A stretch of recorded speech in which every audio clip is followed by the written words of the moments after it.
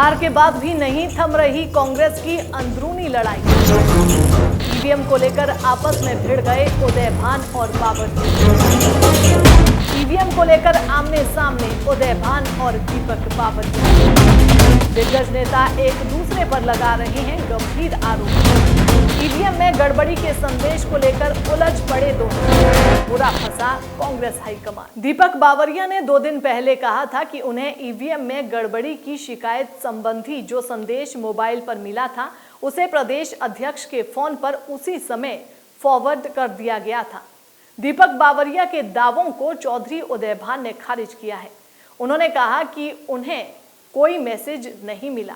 कांग्रेसी दिग्गजों की इस लड़ाई के बीच नई दिल्ली में पार्टी की फैक्ट फाइंडिंग कमेटी की सोमवार को बैठक हुई थी, जिसमें कांग्रेस उम्मीदवारों से 4 सवाल पूछे गए। पहला सवाल था कि चुनाव हारने की वजह क्या थी?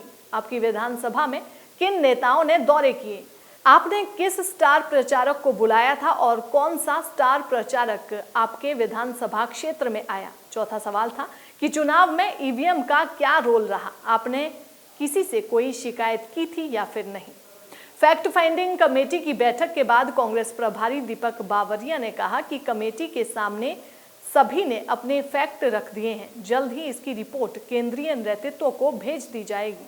दीपक बावरिया और उदयभान के बीच कांग्रेस की हार के बाद से तनातनी चल रही है। उदयभान ने आरोप लगाया है कि दीपक बावरिया ने संगठन नहीं बनने दिया और उनके पास ईवीएम में गड़बड़ी की शिकायतें आ गई थी, मगर बावरिया ने उसे दबाए रखा। इस आरोप पर दीपक बावरिया ने लंबे समय बाद शनिवार को कहा था कि उन्होंने अपने मोबाइल पर आए संदेश को उदयभान के पास फॉरवर्ड कर दिया था। उन्होंने यहां तक कहा था कि टिकटों के आवंटन में भी कांग्रेस में गलती हुई है। प्रभारी के इस बयान पर प्रदेश अध्यक्ष उदयभान ने पलटवार करते हुए कहा कि उन्हें कोई मैसेज नहीं मिला। उनके पास जो मैसेज आया वो अधूरा था, उसमें आधा सच और आधा झूठ था।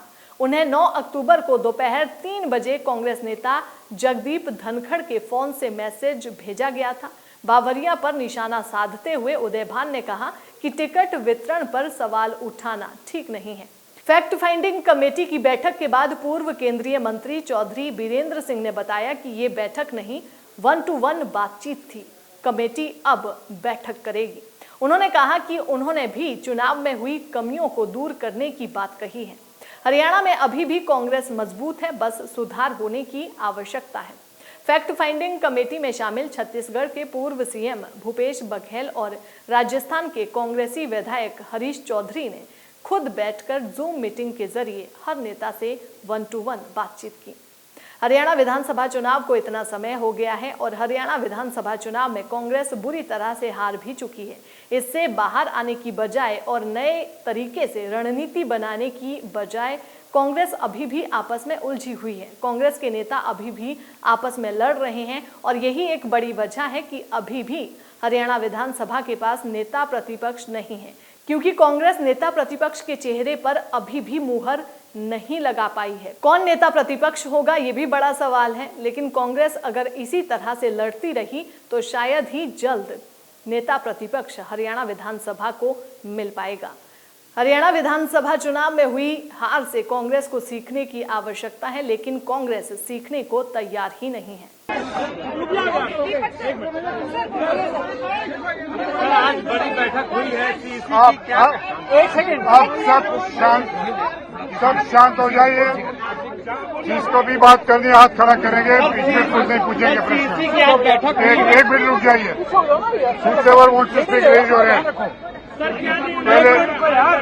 सर सीसी की आज बैठक हुई है। सीसी की आज बैठक हुई है। किन किन विषयों पर चर्चा हुई? कितनी सीटों पर मोहर लगी? आज जो है ऑल इंडिया कांग्रेस कमेटी की सीसी की बैठक हुई, जिसमें हरियाणा के चुनाव संबंधित प्रस्ताव जो थे, हरियाणा की स्क्रीनिंग कमेटी की जो है मीटिंग हुई थी, उसमें जो प्रस्ताव बने थे उसको प्रस्तुत किया गया। Out of 90 seats yesterday 49 seats way discussed और आज जो है 41 रिमेनिंग सीट्स, उसके लिए जो भी कंक्लूजन्स था स्क्रीनिंग कमेटी का, उसको अप्रूवल के लिए हमारी सीईसी के सामने प्रस्तुत किया गया। गठबंधन को लेकर क्या चर्चा हुई?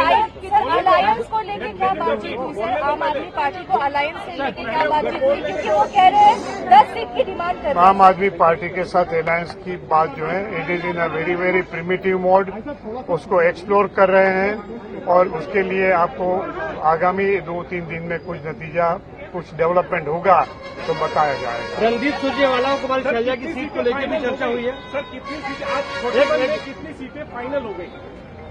आज जो है, आज जो पहले जैसे मैंने बताया था 32 सीट्स या 34 सीट्स फाइनल हुई थी। इसके बाद आज जो है अन्य जो 41 सीट्स में से 32 सीट्स फाइनल हो गई। रणदीप सुरजेवाला और कुमार शैलजा की सीट पर भी चर्चा हुई है। कोई सीटों में स्पेसिफिक कोई चर्चा नहीं हुई। उनकी सीटों पे पर जो कैंडिडेट है उसके चयन के बारे में प्रस्ताव जो है सामने रखे गए। सर कोई सब कमेटी बनी है? कोई सब कमेटी बनी है अलायंस के बात करने के लिए? नामों में क्या विनेश फोगाट और बजरंग पूनिया है? कोई सब कमेटी बनी है? उसमें विनेश फोगाट या बजरंग पूनिया का नाम नहीं है। उसके बारे में भी मैं समझ रहा हूँ परसों तक कोई क्लैरिटी हो जाएगी। सर कोई सब कमेटी बनी है आपकी अलायंस बात करने के लिए? सब कमेटी कहा जा रहा है, बनाया गया है अलायंस। सब कमेटी जो बनाई गई it is not for the alliance, it जो बनाई गई जो हमारी सीट्स जो पेंडिंग हुई थी, जो पेंडिंग सीट्स होती है वो ज्यादातर एक सब कमेटी के द्वारा प्रोसेस करके कांग्रेस अध्यक्ष के सामने रखा जाता है। तो that committee sub committee is being form. Sir आज के बाद आम आदमी पार्टी ने कहा अगर 4-5 सीट कांग्रेस देगी तो हमें मंजूर नहीं है, हमें अलायंस नहीं करना है कांग्रेस से। उन्होंने जो कहा वो आपके जरिए मैं नहीं सुनूंगा। Let them come and talk to me.